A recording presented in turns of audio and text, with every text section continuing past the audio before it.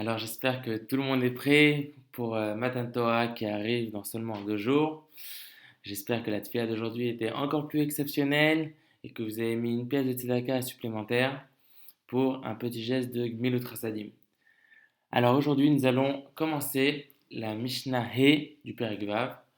Ok, donc alors attention, celle-là on va sûrement la faire en plusieurs étapes parce qu'elle est un peu longue et elle est même peut-être un petit peu compliquée. Mais ça va dépendre de votre volonté. Alors allons-y. Perek Vav Mishnah. Alors dans cette Mishnah-là, on va parler des brachot qu'on dit avant le repas et des brachot qu'on dit pendant le repas.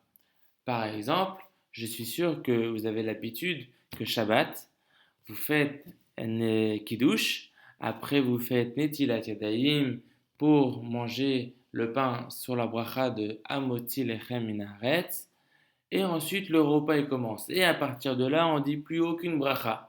Et vas-y, on mange ce qu'on veut, on boit ce qu'on veut.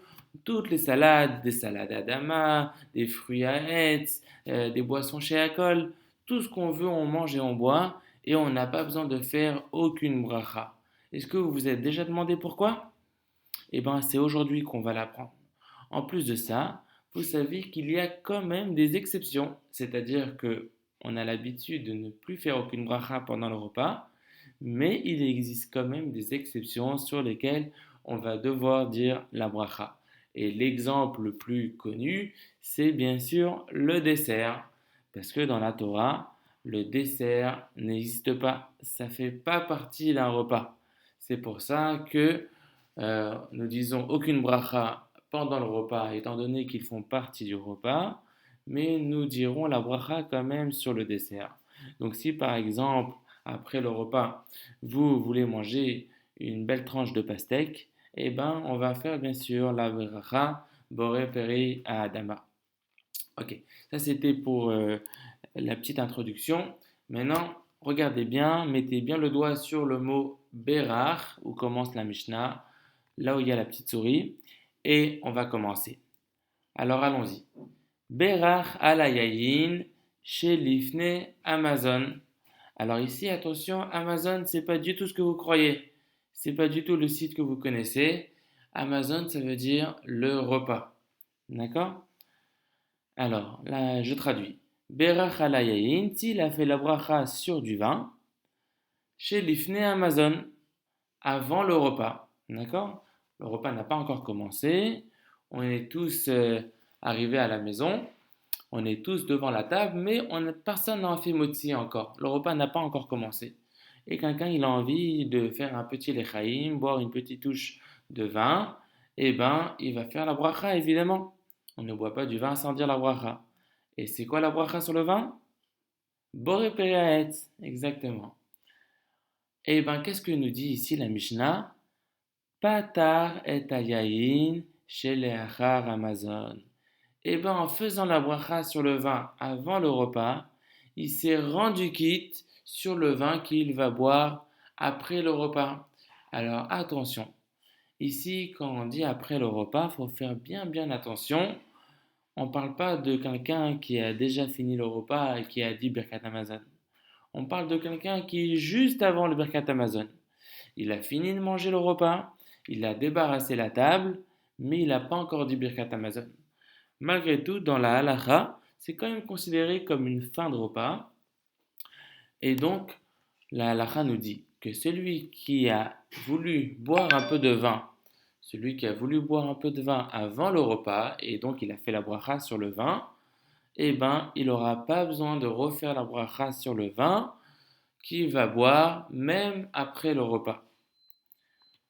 Ensuite, donc là je vais reprendre d'abord et ensuite on va voir la traduction ensemble qui est notée ici. Ok, je recommence.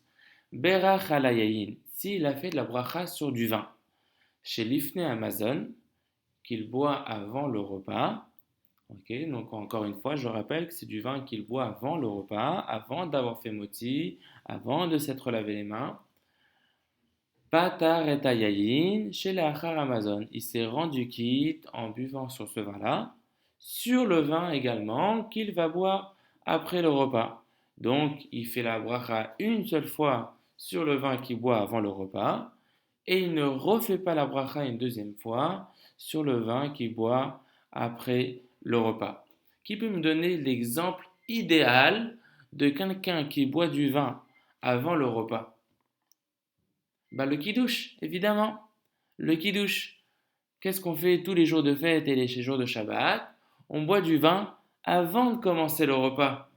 Évidemment, on n'a pas encore fait le moti, on ne s'est pas encore lavé les mains et on boit un bon verre de vin. Donc, le papa, il va boire un peu plus que les autres, d'accord? Parce qu'il va devoir boire environ la moitié du verre, mais chacun va quand même goûter et donc chacun devra se rendre quitte de la bracha que le papa il a fait sur le kiddush. Et donc le papa lui-même, il a dû faire la bracha sur le vin parce qu'il le boit avant le repas. Et c'est pour ça que si quelqu'un décide après le repas de faire encore un petit lechaïm ensemble pour, euh, pour la santé d'un tel ou pour la bracha d'un autre.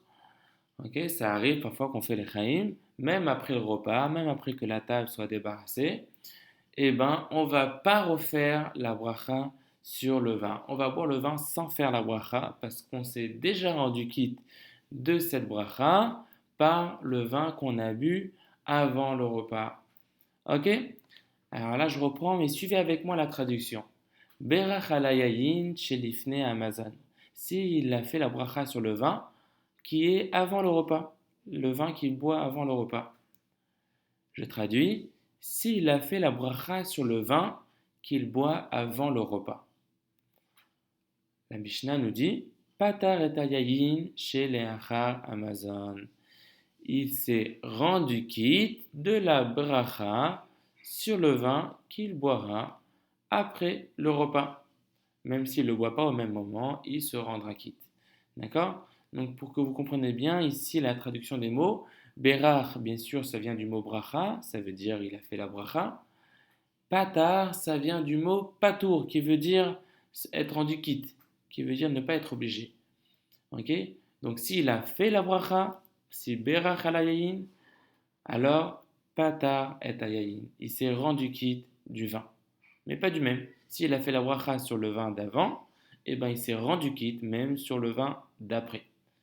D'accord?